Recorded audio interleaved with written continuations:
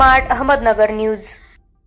श्रीरामपूर नगरपालिकेच्या संगनमताने गटार चोरीचा आरोप, समाजवादी पार्टीकडून आमरण उपोषणाचा इशारा, वॉर्ड क्रमांक 2 मधील सार्वजनिक गटारीची जागा बळकावल्याचा आरोप, नागरिकांच्या आरोग्याचा प्रश्न ऐरणीवर। श्रीरामपूर प्रतिनिधी। श्रीरामपूर नगरपालिकेच्या हद्दीतील वॉर्ड क्रमांक 2 मध्ये सार्वजनिक गटारीची जागा बळकावण्यात आल्याचा गंभीर आरोप करत समाजवादी पार्टीचे अहमदनगर जिल्हाध्यक्ष जोएफ युनुस जमादार यांच्या नेतृत्वाखाली सोमवार दिनांक 15 जून 2026 पासून आमरण उपोषण सुरू करण्यात येणार असल्याची घोषणा करण्यात आली आहे। या आंदोलनामुळे शहरात राजकीय आणि सामाजिक स्तरावर मोठी चर्चा सुरू झाली आहे। आंदोलनकर्त्यांच्या म्हणण्यानुसार वॉर्ड क्रमांक 2 मध्ये गेल्या 50 ते 60 वर्षांपासून अस्तित्वात असलेली सार्वजनिक गटार व्यवस्था काही व्यक्तींनी कथितपणे बळकावून स्वतःच्या फायद्यासाठी वापरली आहे। या प्रकाराला नगरपालिकेतील काही अधिकारी आणि संबंधित घटकांचे पाठबळ असल्याचा आरोपही करण्यात आलाय।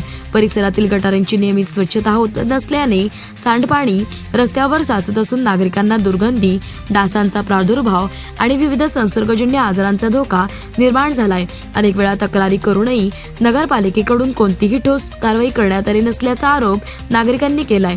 जोएफ जमादार यांनी पत्रकारांशी बोलताना सांगितले की वारंवार निवेदने देऊनही प्रशासनाकडे दुर्लक्ष केले।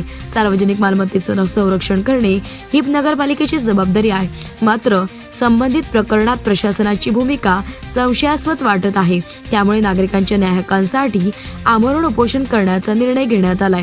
त्यांनी पुढे सांगितले की गटारीची मूळ जागा मोकळी करून सार्वजनिक वापरासाठी उपलब्ध करावी, तुंबलेल्या गटारींची तातडीने स्वच्छता करावी आणि संबंधित दोषींवर कायदेशीर कारवाई करावी, अन्यथा आंदोलन अधिक तीव्र करण्यात येईल। या उपोषणात शेख अयूब रशीद, इरफान रजाक तांबोळी, समीर रशीद शेख, फिरोज रजाक तांबोळी, शहबाज इस्माईल तांबोळी, सुभान हाजी अकबर शेख, रिजवाना अयूब तांबोळी, अकील अजीज सय्यद, परवेज अरसुद्दीन पटेल, हमीद इस्माईल शेख, मुफ्तार युनुस शेख, सलीम फकीर मोहम्मद तांबोळी, सलमान जलील काझी, इस्माईल बाबूभाई तांबोळी, शेख रशीद जमादार, रशीद फकीर मोहम्मद तांबोळी, गुफरान रशीद शेख, इम्रान आरिफ शेख यांच्यासह अनेक नागरिक सहभागी होत असल्याचे सांगण्यात आले। नागरिकांच्या आरोग्याशी संबंधित प्रश्नांकडे दुर्लक्ष होत असल्याने प्रशासनाने या आंदोलनाची गंभीर दखल घेऊन तातडीने उपाययोजना कराव्यात अशी मागणी करण्यात आली आहे। सार्वजनिक गटारीच्या जागेवरील कथित अतिक्रमणाची चौकशी करावी,